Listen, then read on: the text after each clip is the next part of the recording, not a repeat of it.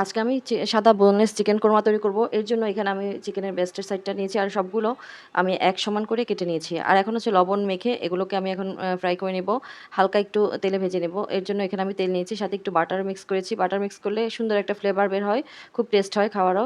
তো এগুলো একটু এপুট-ওপুট ভালো করে একটু ভেজে নেব। খুব বেশি কড়া করব না, জাস্ট একটু হালকা ব্রাউন কালার হয়ে আসবে। এই সময় কিন্তু আমি নামিয়ে নেব। তো দেখতে পাচ্ছেন আমার এগুলো কিন্তু হালকা, হালকা ব্রাউন কালার হয়ে গেছে। তখনই কিন্তু এগুলো আমি নামিয়ে নিচ্ছি। আর এভাবে করে আমি সবগুলোই হালকা, হালকা করে একটু ভেজে নিব। অনেকেই হচ্ছে এটা এভাবে করে ফ্রাই করে না, সরাসরি কাঁচা দিয়ে দেয়। তো আমার কাছে মনে হয়েছে ফার্মের যে মুরগিগুলো ওগুলো দিয়ে কিন্তু একটু হালকা ভেজে নিলে এর টেস্টটা ভালো আসে। আর সরাসরি কাঁচা দিয়ে দিলে কেমন একটা ভর্তা, ভর্তা লাগে। এই কারণে একটু হালকা করে একটু ভেজে নিলে গন্ধটাও চলে যায়। তারপর হচ্ছে খেতেও ভালো লাগে। আমি একটা বাটিতে টক দইয়ের সাথে ১ চামচ কর্নফ্লাওয়ার ভালোভাবে আমি মিশিয়ে রেখেছিলাম। ভেজে রাখা যে চিকেনগুলো এগুলোর মধ্যে এখন আমি সবগুলো টক দই দিয়ে দিচ্ছি। সাথে দিচ্ছি সাদা গোলমরিচের গুঁড়া আর দিচ্ছি সামান্য একটু লবণ। এখানে কিন্তু কালো গোলমরিচের চাইতে সাদা গোলমরিচটা দিলেই সবচেয়ে ভালো। কালো গোলমরিচটা দিলে কালারটা আরকি তেমন ভালো আসে না। তো যাই হোক, এখন হচ্ছে এগুলোকে ভালোভাবে আমি মেখে নিয়েছি। মেখে এখন এগুলো একটা সাইডে রেখে দিচ্ছি। এগুলো খুব একটা সময় রাখতে হয় না। যতটা সময় আরকি অন্যান্য প্রসেস যেগুলো আছে এগুলো করার পর্যন্ত মেখে রাখলেই হয়। এখন আমি ফ্রাই প্যানে তেল দিয়েছি। তারপর হচ্ছে সাথে একটু বাটারও দিলাম। এতে ভালো ফ্লেভার আসবে, টেস্টটাও ভালো আসবে। তো ফোড়নের জন্য দিয়ে দিলাম এখানে আমি এলাচি, দারচিনি, তারপর হচ্ছে তেজপাতা আর একটু করে জয়ত্রী দিয়ে ভালোভাবে একটু হালকা নাড়াচাড়া করে দিয়ে দিচ্ছি আদা রসুন পেস্ট। তারপর হচ্ছে এখানে দিব পেঁয়াজ, বাদাম আর হচ্ছে কিশমিশ একসাথে ব্লেন্ড করে রেখেছিলাম। পেঁয়াজটা আমি হচ্ছে সেদ্ধ করে তারপরে এটা ব্লেন্ড করেছি। অনেকেই হচ্ছে বেরেস্তা করে দেয়, সেটাতে কালার সুন্দর আসে না। এই কারণে আমি সেদ্ধ করেই ভালোভাবে সেদ্ধ করে পানিটা হাঁড়িতে আমি শুকিয়ে তারপর হচ্ছে ব্লেন্ড করেছি। এগুলো ভালোভাবে আমি কষিয়ে উপরে যখন তেল ভেসে এসেছে তখন হচ্ছে আমি দিয়ে দিচ্ছি যে চিকেনগুলো মেখে রেখেছিলাম টক দই দিয়ে। আর সেগুলো আমি দিয়ে ভালোভাবে নাড়াচাড়া করে নিচ্ছি। এখানে যদি আমি সরাসরি কাঁচাটা ইউজ করতাম, চিকেনটা ফ্রাই না করে যদি সরাসরি কাঁচা মেখে তারপর হচ্ছে এখানে দিতাম তাহলে কিন্তু অনেকগুলো পানি বের হতো। আমি এখন যেহেতু একটু হালকা ভেজে ফেলেছি এই কারণে আমার এখানে কোনো পানি আসবে না। এভাবেই থাকবে, একটু হালকা তেলটা একটু বেড়ে যাবে, জাস্ট এটুই। তো আমি হচ্ছে এদিক ওদিক ভালোভাবে একটু নাড়াচাড়া করে দিয়ে তারপর হচ্ছে ঢেকে দিয়েছি কিছুক্ষণ, ঢেকে আবারও ভালোভাবে নাড়াচাড়া করে নিয়েছি। এইভাবে ২-১ বার করে নিয়েছি।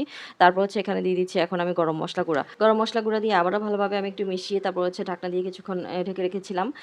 এভাবে করে আমি যেভাবে কোরমা রান্না করতেছি এটা কিন্তু একদম ঘরোয়া সব উপকরণ দিয়েই হচ্ছে আমি রান্না করতেছি, যেগুলো হাতের কাছে পাওয়া যায় সবসময় আমাদের ঘরে থাকে।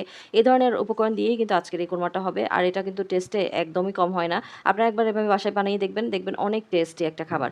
এইভাবে করে কোরমা রান্না করলে রান্নাটা যেমন সহজ হয়, তেমনি খেতেও কিন্তু অসাধারণ হয়। তো আমি হচ্ছে যেভাবে আজকে চিকেন বোনলেস সাদা কোরমাটা রান্না করতেছি, এভাবে কিন্তু গরুর মাংস দিয়েও করা যায়।